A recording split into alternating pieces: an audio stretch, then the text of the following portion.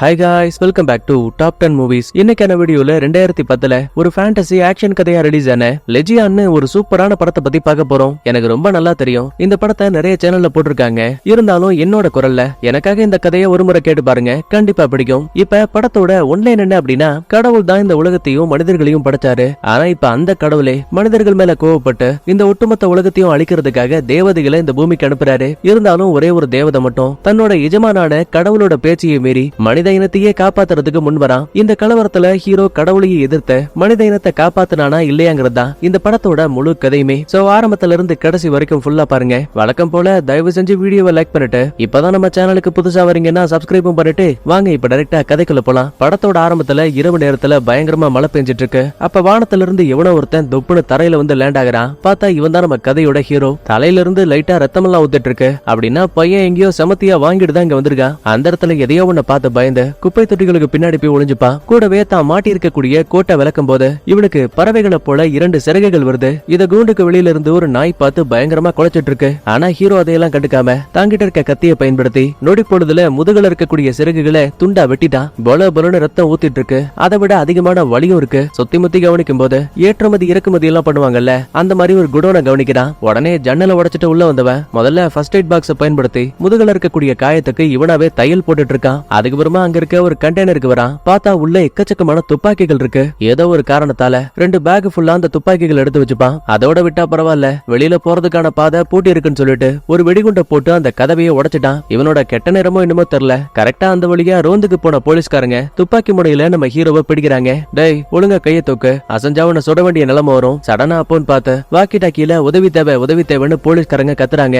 பதிலுக்கு ஹீரோவும் இது ஏற்கனவே ஆரம்பிச்சிருச்சு, எனக்கு அதிகம் டைம் கிடையாது. ஆனா போலீஸ்காரங்க அதையெல்லாம் கேட்காம ஹீரோவோட கையில விலங்க மாட்டலாமின் பக்கத்துல வரும்போது ரொம்ப அசால்ட்டா அந்த போலீஸ்காரன் கையில இருக்க துப்பாக்கியை இப்ப நம்ம ஹீரோ வாங்கிட்டான். இதுக்கடையில 2வது போலீஸ்காரனுக்கு என்னாச்சுன்னு தெரியல, ஏதோ பேய் பிடிச்ச மாதிரி தலை லெப்ட் ரைட்னு ஆடிட்டு இருக்கு. ஒரு கட்டத்துல அவனோட முகமே பார்க்க வித்தியாசமா மாறிடுச்சு. அது மட்டும் கிடையாது, சுறா மீனுக்கு பற்கள் இருக்கும்ல, அந்த மாதிரி இவனோட பற்களும் கோரை பற்களா மாறிடுச்சு. மைக்கேல், உன்னால கட்டளைகளை மீற முடியாது, இந்த மனித இனத்தையும் காப்பாற்ற முடியாது, அந்த ஈர வெங்காயத்தெல்லாம் நான் பாத்துக்கிறேன்னு சொல்லும் போது 2வது போலீஸ்காரன் ஹீரோவை சுட பாப்பான். அப்ப முதல் போலீஸ்காரன் மேல தோட்டாப்பட்டு அவன் இறந்து போயிடுவான். கடைசியா ஹீரோ அங்க இருந்த 2வது ஆளையும் போட்டு தள்ளிட்டு அவங்களோட காரையே எடுத்துக்கிட்டு அந்த இடத்தை விட்டு கிளம்புறான். அப்ப பாருங்க, இவன் அந்த சிட்டியை விட்டு வெளியில போகும்போது கொஞ்சம் கொஞ்சமா அங்க இருக்கக்கூடிய விளக்குகளும் அணைய ஆரம்பிக்குது. ஆக்சுவலா உண்மையை சொல்ல போனா நம்ம ஹீரோ ஒரு ஏஞ்சல். இவன் கடவுளுங்கிறதுக்கான அடையாளமே முதுகுல இருந்த அந்த சிறகுகள் தான். இப்ப அதையே வெட்டி எடுத்ததால கழுத்துல ஒரு பெல்ட் மாட்டிருப்பான். அதுவும் துண்டாகி கீழே விழுந்திருக்கும். கட் பண்ண அடுத்து லாஸ் ஏஞ்சல் நகரத்தை விட்டு 80 மைல் தூரத்துல பொட்டல் காடுகளுக்கு நடுவுல ஒரு ஹோட்டல் இருக்கு. இப்ப அந்த இடத்துல மைக்குங்கிற ஒருத்தன் தூக்கத்தை விட்டு கண்ண முழிக்கிறான். கரெக்டா அதே டைம்ல சார்லின்னு ஒரு பொண்ணு வெளியில வரா.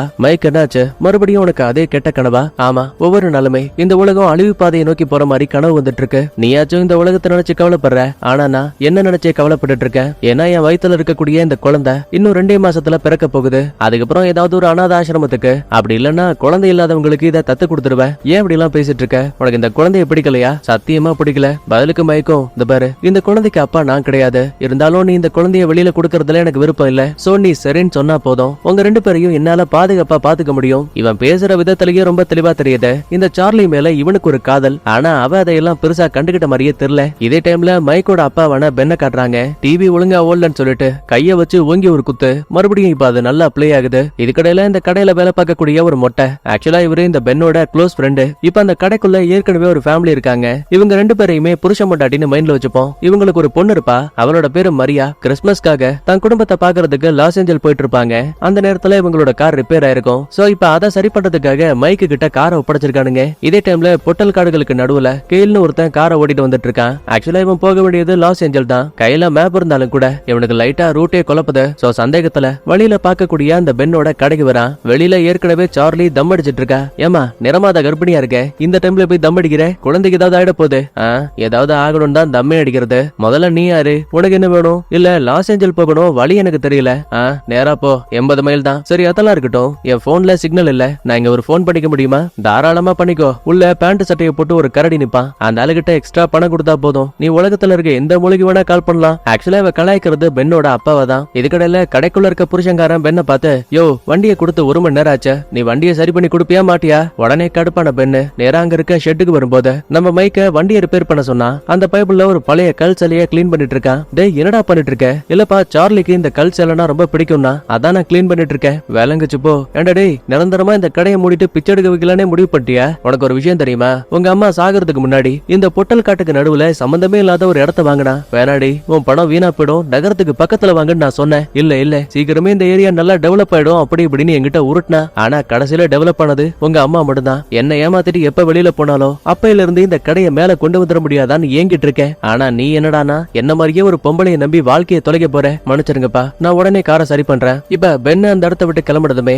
மைக்கு லைட்டா திரும்பி பார்க்கும்போது சில மைல் தூரத்துல புயல் மாதிரியான ஏதோ ஒண்ணு இவங்களுக்கு பக்கத்துல வந்துட்டு இருக்கு. என்ன இது? இப்படி ஒரு விஷயத்த இதுக்கு முன்னாடி பார்த்ததே இல்லையேன்னு பென்னே வாய பழகுறான். இதுக்கடையில கடைக்குள்ள ஓடிக்கிட்டு இருந்த டிவி மறுபடியும் ஸ்டாப் ஆயிடுச்சு. என்னதான் தட்டி பார்த்தாலும் மறுபடியும் வேலைக்காகல. உடனே கடைக்குள்ள இருக்க புருஷன் பொண்டாட்டியும், ஏப்பா ஒருவேளை பக்கத்துல இருக்க லாஸ் ஏஞ்சல் நகரத்துல ஏதாவது ஒரு பெரிய பிரச்சனை வந்திருக்குமோ? அப்படி இல்லன்னா நிலநடுக்கம், அதுவும் இல்லன்னா தீவிரவாதிகளோட தாக்குதல். ஏமா உன் வாயில நல்ல வார்த்தையே வராதா? கண்டிப்பா இந்த டிவி கேபிள்ல தான் ஏதோ பிரச்சனை, கொஞ்சம் வெயிட் பண்ணுங்க, நான் என்ன ஏதுன்னு சரி பண்றேன். இதுக்கடையில கேளும் கடைக்குள்ள இருக்க போனை பயன்படுத்தி யாருக்கோ கான்டாக்ட் பண்ண பாக்குறான். ஆனா போன் சுத்தமா வேலை செய்யல. இப்ப இத பத்தி மத்தவங்க கிட்ட சொல்லும் போது அவங்களுமே லைட்டா பயந்து போடுவாங்க. அடுத்த ஷெட்டுக்குள்ள இருக்க மைக்கு என்னாச்சுன்னு பாக்கும்போது அவன் இப்பதான் காரோட பேனட்டையே தருகிறான். பைபிளுக்கு தூக்கி வாரி போடுது. ஏன்னா உள்ள இருக்கக்கூடியது எல்லாமே ஹைடெக்கான இன்ஜின். கண்டிப்பா இங்க இருக்க டூல்ஸை வச்சு இந்த வண்டியை சரி பண்ணவே முடியாது. உடனே இந்த விஷயத்த அப்பா கிட்ட சொல்லும் போது, இந்த பர்றா போன்ல சுத்தமா சிக்னல் இல்ல, சோ கொஞ்சம் வெயிட் பண்ண, என் ஃப்ரெண்டு ஒருத்தனை இங்க வர சொல்றேன். அவன் வண்டியில கொக்கிய மாட்டி சிட்டிக்குள்ள இவங்களை கூட்டிட்டு போயிடுவான். சடனா அப்போன்னு பார்த்த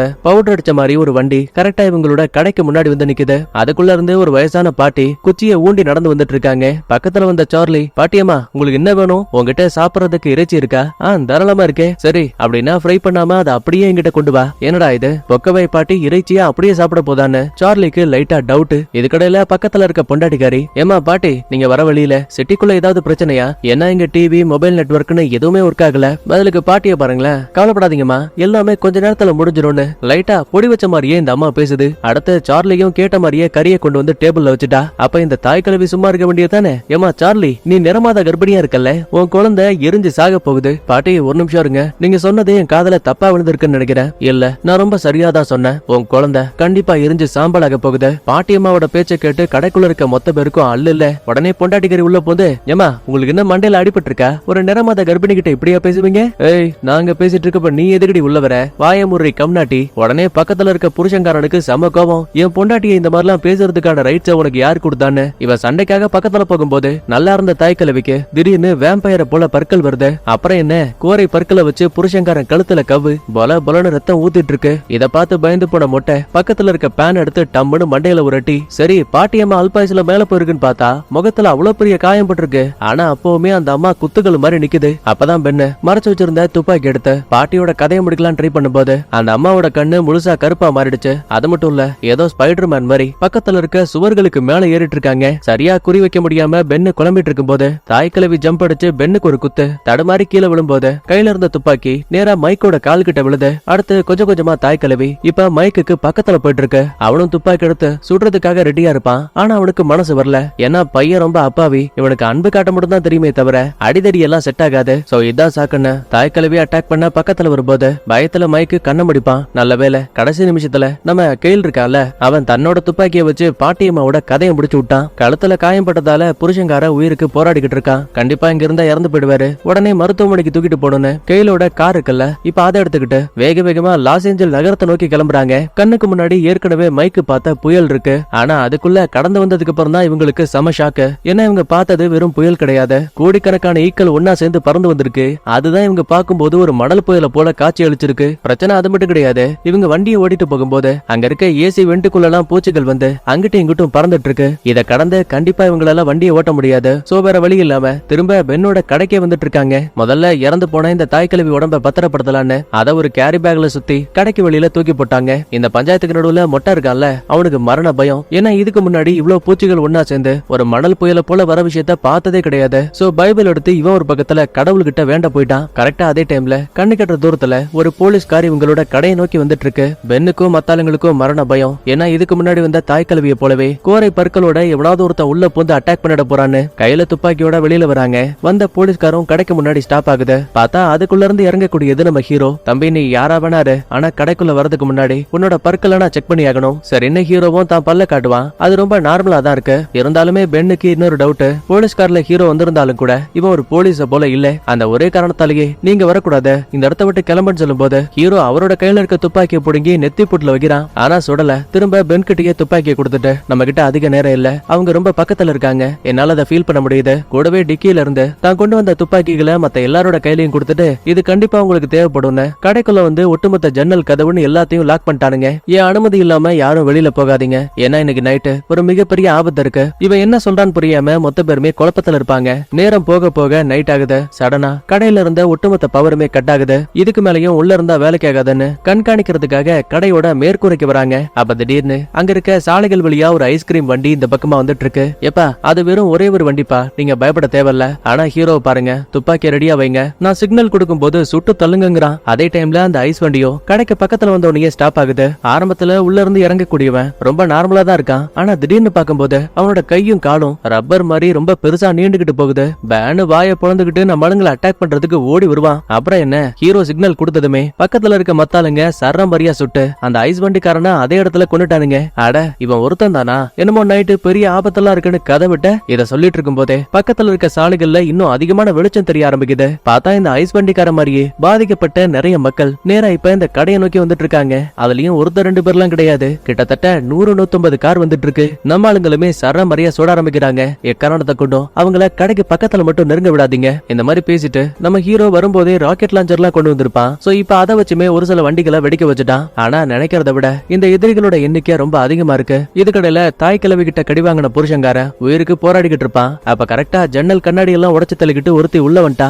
தரன்னு உயிருக்கு போராடிக்கிட்டு இருக்க அந்த புருஷங்காரன் கைய பிடிச்சுக்கிட்டு வெளியில போக பாக்குறா. முடிஞ்ச வரைக்கும் மரியாவும் பொண்டாட்டியும் காப்பாத்த ட்ரை பண்ணுவாங்க. அப்ப அந்த லேடிய பாருங்களேன், அவ்வளவுதான், நீங்க எல்லாருமே சாக போறீங்கன்னு தரன்னு அந்த ஆளை இழுத்துக்கிட்டு வெளியில போயிடுச்சு. இதே டைம்ல கடையை அட்டாக் பண்ண வந்த டீமன்ஸ் எல்லாம் ஏதோ ஒரு காரணத்தால சண்டைய பாதியிலேயே ஸ்டாப் பண்ணுது. பாவங்க கடைக்குள்ள இருக்க பொண்டாட்டி வேற, என் புருஷன் உயிருக்கு வெளியில போராடிக்கிட்டு இருக்காரு, தயவு செஞ்சு வாங்க போய் காப்பாத்தலான்னு கெஞ்சுவா. ஆனா ஹீரோ முடியாதுன்னு மறுக்கிறான். ஏன்னா வெளியில போனா கண்டிப்பா அது ஒரு பெரிய ஆபத்துன்னு ஹீரோவுக்கு தெரியுது. சோ எப்பவுமே மாடியில 2 பேர் காவலுக்கு இருங்கன்னு சொல்லுவான். அப்ப கரெக்டா பெண்ணு உள்ள போந்த, இந்த பாரு இங்க என்ன நடக்குதுன்னு எனக்கு தெளிவா தெரிஞ்சாகணும், முக்கியமா நீ யாரு, இது எல்லாத்துக்கும் பட பதில் கிடைச்சா நீ சொல்லக்கூடிய எல்லாத்தையுமே நாங்க கேக்குறோம். அதுக்கப்புறமா ஹீரோவும் ஒரு மீட்டிங் போட்டு, இந்த பாரு கடவுள் தான் உங்க எல்லாருமே படைச்சாங்க, ஆனா இப்ப அந்த கடவுளுக்கு உங்க மேல இருந்த நம்பிக்கை போயிடுச்சு. ஜாதி மதம் போர்களாலையும் உங்களாலேயே இந்த உலகம் பாதி அழிஞ்சிட்டு இருக்கு. சொல்லப்போனா இதெல்லாம் நடக்கிறதால மனிதர்களான உங்களுக்கு எந்த ஒரு அசிங்கமும் கிடையாது, ஆனா உங்களை படைச்ச கடவுள்களுக்கு இருக்கு. சோ கடவுள் இப்ப தான் உருவாக்கின எல்லாத்தையுமே அழிச்சிட்டு மறுபடியும் புதுசா உருவாக்க போறாரு. அப்படின்னா என்ன சொல்ல வர, கடவுள் பேய்களோட உதவியால வெளியில இருக்கக்கூடிய அரக்க மனிதர்கள் மூலமா நம்மள அழிக்க பாக்குறாரா? கண்டிப்பா கிடையாது. நீங்க நினைக்கிற மாதிரி வெளியில இருக்கக்கூடிய மக்கள் அவங்க யாருமே பேய்களால கட்டுப்படுத்தப்படல. முழுக்க முழுக்க இங்க கொல்ல வந்திருக்கக்கூடியது எல்லாருமே கடவுளால அனுப்பப்பட்ட தேவதைகள். உடனே மொட்டை உள்ள போந்து, தம்பி நீ சொல்றது ரொம்ப காமெடியா இருக்கு, கடவுள்கள் எந்த மக்களையும் கொல்ல மாட்டாங்க, நான்லாம் இந்த மாதிரி எத்தனை படம் பார்த்திருக்கேன், நீங்க பார்த்த படங்களோ நிஜ வாழ்க்கையும் வேற. சரி இவ்வளவு சொல்றியே, உன்னை எதுக்காக நாங்க நம்பணும், நீ யாரு முதல்ல?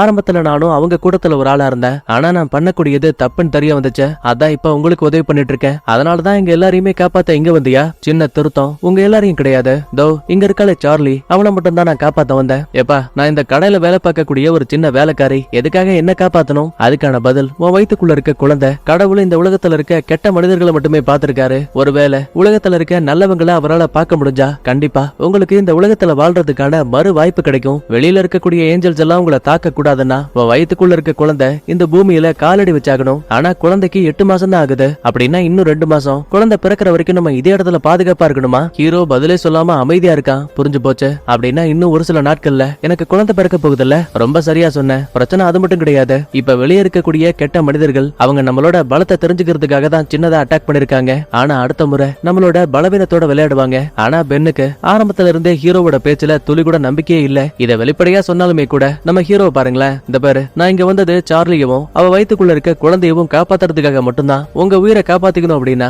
வரக்கூடிய எதிரிகளை நீங்க சுட்டு சாகடிச்சே ஆகணும். நிலைமையை புரிஞ்சுக்கிட்டு வேற வழி இல்லாம கேலும் மொட்டையும் மேற்கூரையில காவலுக்காக வந்துருவாங்க. இது கடையில மைக்கும் ஹீரோவை பார்த்து, ஆமா நீ ஆரம்பத்துல கடவுள் பக்கத்துல இருந்தேன்னு சொன்ன, ஆனா எந்த நம்பிக்கையில நீ எங்களுக்கு உதவி பண்ண இங்க வந்த? ஆரம்பத்துல தேவதைகளோட படையில நான் ஒரு பெரிய தளபதியா இருந்தேன், கடவுளோட கட்டளைகளுக்கு கீழ்ப்படிஞ்சாகணும், அது என்னோட வேலை. ஆனா அதே டைம்ல மனிதர்களை படைச்ச அதே கடவுள் தான் மனிதர்கள் மேல எப்பவுமே நாங்க அக்கறையாவும் பாசமா இருக்கணும்னு தேவதைகளான எங்களை உருவாக்குனாங்க. அடிப்படையிலேயே மனிதர்கள் மேல தேவதைகளுக்கு பாசம் அதிகம். ஆனா உங்களையே கடவுள் அழிக்க சொல்லும் போது என்னால அதை ஏத்துக்க முடியல. நான் ஏன் இங்க வந்தேன்னு என்கிட்ட ஒரு கேள்வி கேட்டல, அதுக்கான பதில் நீதான். நீ ரொம்ப நல்லவன். 5 வயசா இருக்கும் போது உங்க அம்மா உன்னை விட்டு பிரிஞ்சு போனப்ப கூட அவங்கள விடாம நீ தேடிட்டு இருந்த, ஆனா கடைசி வரைக்கும் உன்னால கண்டுபிடிக்க முடியல. ஏன் இப்ப லாஸ்டா கூட சார்லி வயித்துக்குள்ள வளர்றது உன்னோட குழந்தை இல்லனாலும் கூட அவ மேல உனக்கு இருந்த காதலாளியே அந்த குழந்தையவும் சார்லியவும் நீ பாத்துக்கிறேன்னு வாக்குறுதி கொடுத்த. உன்ன மாதிரியான ஒருத்தன் இந்த உலகத்துல இருக்க வரைக்குமே கண்டிப்பா கடவுள் மக்களுக்கு மறுவாய்ப்பை கொடுப்பாரு. ஆனா ஒண்ணு, என்னைக்குமே உனக்குள்ள இருக்க நம்பிக்கையை மட்டும் விட்டுறாத. கட் பண்ண அடுத்து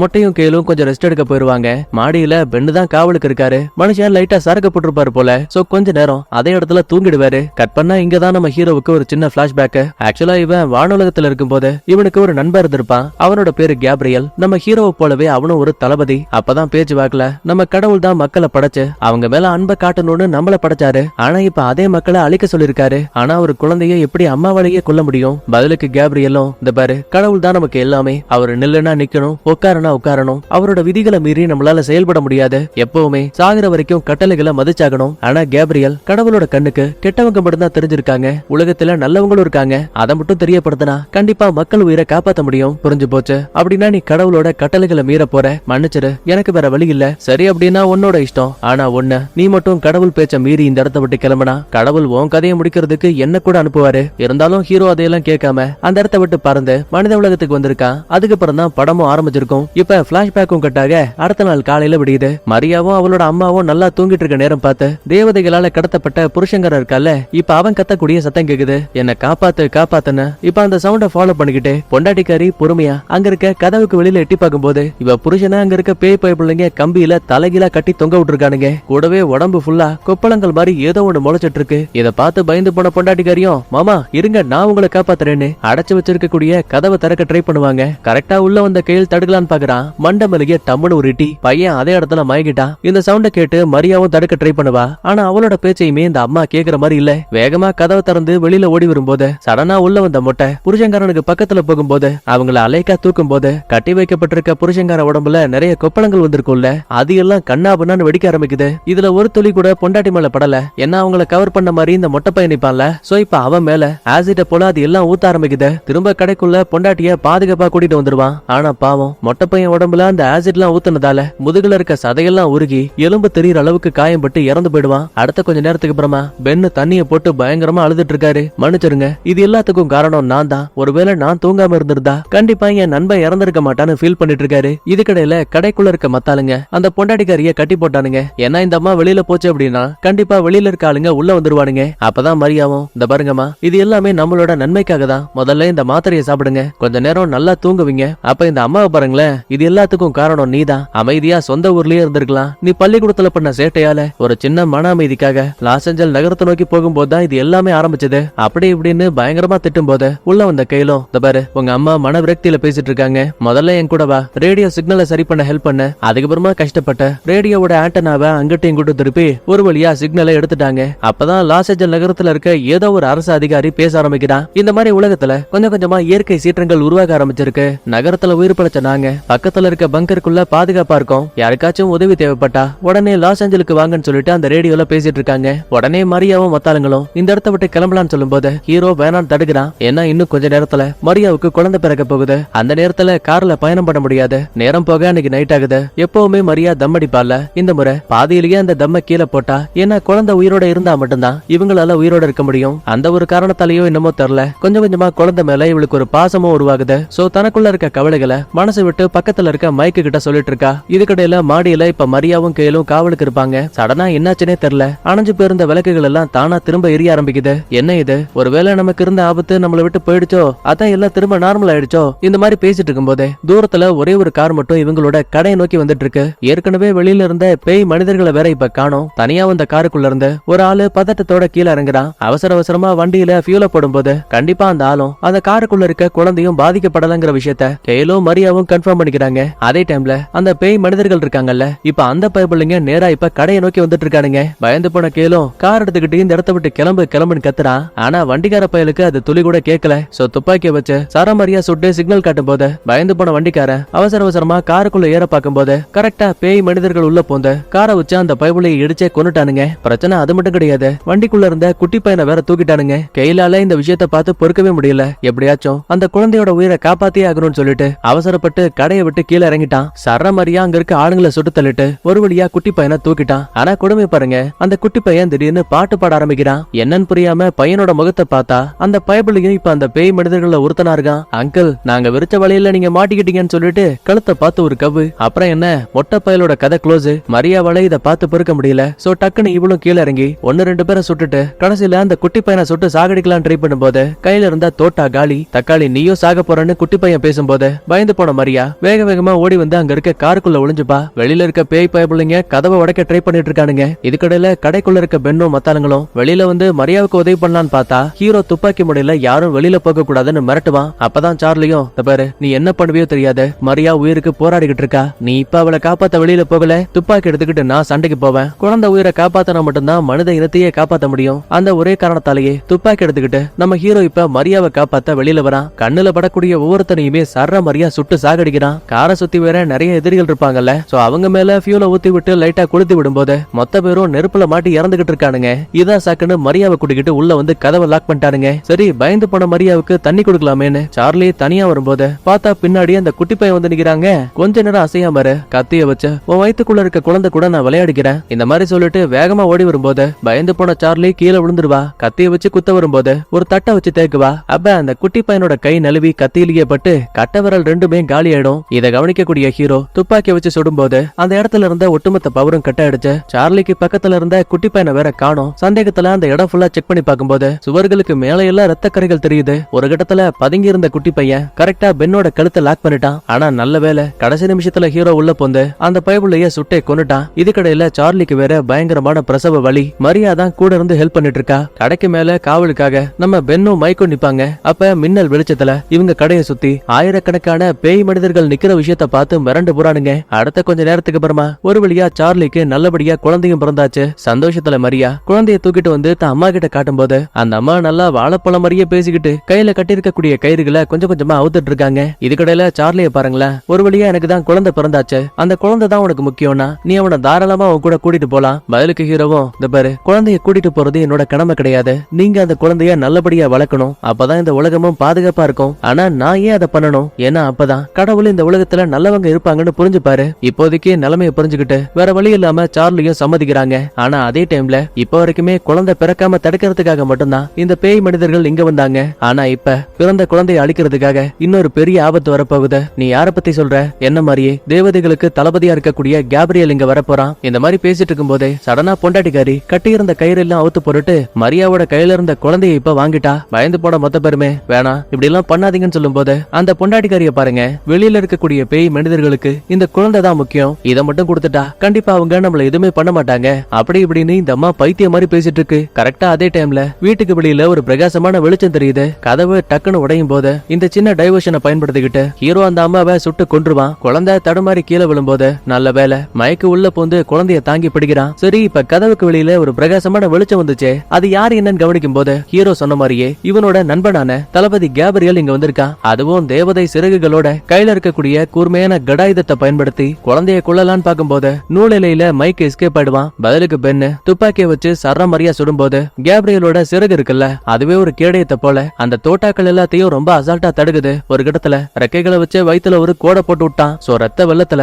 பென் ஒரு பக்கத்துல உயிருக்கு போராடிக்கிட்டு இருக்காரு. இதுக்கடையில பக்கத்து அறைக்குள்ள வந்த ஹீரோ நிலைமையை புரிஞ்சுக்கிட்டு மைக்கு, சார்லி அப்புறம் மரியா நீங்க 3 பேருமே குழந்தைய கூட்டிக்கிட்டு இந்த இடத்த விட்டு கிளம்புங்க, உனக்கான வழிமுறைகளை தேடி கண்டுபிடி. எது வழிமுறையா? நீ எதை பத்தி சொல்ற? எனக்கு எதுவுமே புரியல. நீ இந்த இடத்த விட்டு கிளம்ப, நீ தான் குழந்தையோட பாதுகாவலாம், மீதி எல்லாமே போக போக உனக்கே தெரியும். அதுக்கப்புறமா இவங்களும் கடையோட கதவை திறக்கும் போது பேய் மனிதர்கள் எல்லாம் செஞ்சு வச்ச செல்ல மாதிரி உறைஞ்சு போயிருக்காங்க. ஏன்னா குழந்தை பிறக்கிறதுக்கு முன்னாடி வரைக்கும் தான் இவங்களுக்கு பவர் இருக்கும். இப்ப அந்த குழந்தை பிறந்ததால வெறும் டம்மி பீஸ் ஆயிட்டானுங்க. சோ இவங்க ஒரு பக்கத்துல கார் எடுத்துக்கிட்டு இங்க இருந்து கிளம்புறாங்க. அடுத்த ஹீரோவும் கேப்ரியல பார்த்து இது எல்லாம் முடிவுக்கு வரப்போகுது, குழந்தை பிறந்துருச்சு, கண்டிப்பா கடவுள் இதை பார்த்தாருன்னா மனிதர்களுக்கு கடைசி வாய்ப்பை கொடுப்பாரு, சண்டையை நிறுத்த. ஆனா கேப்ரியல பாருங்க லைட்டா அழுதபடியே கடவுளோட கட்டளைகளை என்னால மீற முடியாது, நீயும் நானும் சண்டை போட்டாகணும்னு சொல்லும் போது ஒரு பெரிய கலவரமே நடக்குது. என்னதான் ஹீரோ துப்பாக்கிய வச்சு அட்டாக் பண்ணாலும் கூட அது எல்லாத்தையும் தன்னோட ரெக்கைகளை பயன்படுத்திய அந்த கேப்ரியல் தடுத்துருவான். ஒரு இடத்துல கேப்ரியல் முதுகுல ஏறி அவனோட கழுத்தை நெரிச்சு சாகடிக்க போற நேரத்துல தனக்கு காயம் பட்டாலும் பரவாயில்லன்னு கடாயுதத்தை நேரா நெஞ்சு பகுதியில வச்சு லைட்டா திருப்பும் போது ஒரு கூர்மையான கத்தி வெளியில வந்து கேப்ரியலோட தோலை கிழிச்சுக்கிட்டு பின்னாடி இருக்க ஹீரோவோட இதயத்துல போய் குத்தும். அவ்வளவுதான், சம்பவத்திலேயே நம்ம ஹீரோ இறந்து காத்தோட காத்தா மறைஞ்சும் போயிடுவான். அடுத்து பக்கத்துல இருக்க கிச்சனுக்கு வரும்போது அங்க உள்ள ஏற்கனவே பென்னு உயிருக்கு போராடிக்கிட்டு இருப்பார்ல அந்த மனுஷன் இப்ப கேஸ ஃபுல்லா திறந்து விட்டு லைட்டரை கொளுத்தி போட்டாரு. அப்புறம் என்ன கடையோட சேர்த்து அந்த ஒட்டுமொத்த இடமும் கண்ணா பண்ணாரு வெடிக்க கேப்ரியல் இறந்து போயிருப்பான்னு பார்த்தா இன்னும் அந்த பைப்புள்ள சாகல. இதே டைம்ல காரை ஓட்டிக்கிட்டு இருக்க மைக்கோட கையில இறந்து போன ஹீரோ உடம்புல உடம்புல நிறைய டேட்டூ எல்லாம் குத்திருப்பான்ல, அந்த டேட்டூஸ் எல்லாம் இப்ப இவன் உடம்புக்கு வருது அப்படின்னா ஹீரோ சொன்ன வழிமுறைகள் இந்த டேட்டூக்குள்ள தான் மறைஞ்சிருக்குங்கிற விஷயத்த ரொம்ப தெளிவா புரிஞ்சுக்கிறாங்க. கரெக்டா அப்போன்னு பார்த்து கார்ல போயிட்டு இருக்க நம்மாளுங்களை கேப்ரியல் அட்டாக் பண்ண ஆரம்பிக்கிறான். ஒரு கட்டத்துல சார்லியோட கைய பிடிச்சு இழுக்கும் போது மரியா உள்ள போந்து கேப்ரியலோட கழுத்தை பிடிச்சு நெருக்கிறா. அப்ப வேற வழி இல்லாம காரை வேகமா ஓட்டிட்டு வந்த பைக் டக்குன்னு சடன் பிரேக் அடிக்கும் போது கண்ணாடி எல்லாம் உடைச்சு தள்ளிக்கிட்டு கேப்ரியல் வெளியில வந்து தொப்புன்னு விழுவான். அதே டைம்ல கட்டுப்பாட்டை இழந்த இவங்க ஓட்டிட்டு வந்த காருமே தலைகீழா புரண்டுருச்சு. நல்ல வேளை குழந்தைக்கு எதுவும் ஆகல. ஆனா பாவம் மரியா தான் காருக்கு நடுவுல மாட்டி இறந்து போயிடுவாங்க. யோசிக்கிறதுக்கு நேரம் இல்ல. முதல்ல குழந்தைய காப்பாத்தணும்னு சொல்லிட்டு பக்கத்துல இருக்க மலைக்கு மேல ஏறுவாங்க. ஆனா கேப்ரியல் கரெக்டா பறந்து வந்து மைக்குக்கு டப்புன்னு உரட்டி தடமாறி கீழே விழுந்தாலும் கூட மறுபடியும் கேப்ரியல கொத்தா பிடிச்சு அங்க இருக்க பள்ளத்துல விழுந்துருவான். ஏண்டா டேய், உனக்கு உதவியா இருந்த ஹீரோவையும் நான் கொன்னுட்டேன், இனிமே உன்னையும் அந்த குழந்தையவும் காப்பாத்த யாரும் இல்லன்னு கையில ஒரு கத்தியை தூக்கிட்டு பக்கத்துல வரும்போது சடனா வானத்துல ஒரு பிரகாசமான வெளிச்சம். என்னன்னு பார்த்தா இறந்து போன ஹீரோ இருக்கால, இப்ப அவனுக்கு திரும்ப ரெக்கைகள் வந்துருச்சு. தேவதை வடிவத்துல முன்னாடி வந்து நிக்கிறான். மிரண்டு போன கேப்ரியலும் இதுக்கு வாய்ப்பே இல்ல, கடவுள் உன் மேல கோவத்துல இருந்தாரு, அப்புறம் எப்படி உன்னால மறுபடியும் தேவதையாக்க முடிஞ்சு? என்ன இந்த உலகத்துல கெட்டவங்க மட்டும் இல்ல, தோ இங்க இருக்க மைக்க போல நல்லவங்களும் இருக்காங்கன்னு புரிய வச்சேன். சோ நம்மளோட கடவுளை இவங்க திருந்தி வாழ்றதுக்கு இன்னொரு வாய்ப்பை கொடுத்திருக்காரு. ஆனா கேப்ரியலால இந்த விஷயத்த ஏத்துக்கவே முடியல. கோவத்தோட ஹீரோவை அட்டாக் பண்ண வரும்போது அவன் பட்டாக்கத்திய வச்சு டப்புனு வயித்துல ஒரு கோடு போட்டான். தடுமாறி கீழே விழுந்த கேப்ரியலும் யோசிக்காத என்ன சாகடிச்சிரு, வாளை எடுத்துக்கிட்டு பக்கத்துல வந்தாலும் கூட நம்ம ஹீரோவுக்கு கேப்ரியல கொல்ல மனசில்ல, நீ இந்த இடத்த விட்டு கிளம்புன்னு சொல்லும் போது தான் மேல அன்பு வச்சிருக்கக்கூடிய நண்பனையும் எதிர்த்துட்டோமேன்னு குற்ற உணர்வோடையே கேப்ரியல் அந்த இடத்த விட்டு பறந்து போயிடுவான். மைக் அப்புறம் கேப்ரியல், என்னோட கடமை முடிஞ்சு போச்சு, இதுக்கப்புறம் ஒரு நல்ல முறையில வளர்க்க வேண்டியது உங்களோட கடமை. சரி அதெல்லாம் இருக்கட்டும், மறுபடியும் உன்னை பாக்குறதுக்கான வாய்ப்பு கிடைக்குமா அது எனக்கு தெரியல, ஆனா நீ நம்பும் போது கண்டிப்பா வாழ்க்கையோட ஏதாவது ஒரு காலகட்டத்துல நம்ம மறுபடியும் மீட் பண்ண முடியும்னு சொல்லிட்டு ஹீரோ அந்த இடத்த விட்டு மறுபடியும் பறந்து வானுலகத்துக்கு போயிடுவான். அப்புறம் என்னப்பா பிரச்சனை எல்லாம் நல்லபடியா முடிஞ்சதுக்கு அப்புறமா ஒரு கார் எடுத்துக்கிட்டு மைக்கும் சார்லியும் குழந்தையோட அங்க இருந்து கிளம்புற மாதிரியும் அந்த காருக்கு பின்னாடி பாதுகாப்புக்காக எக்கச்சக்கமான துப்பாக்கிகள் இருக்க மாதிரியும் காட்டி அப்படியே அந்த இடத்துல படத்தையும் முடிக்கிறாங்க. சரி ஓகே, அடுத்த வீடியோல பார்க்கலாம். Bye, thank you.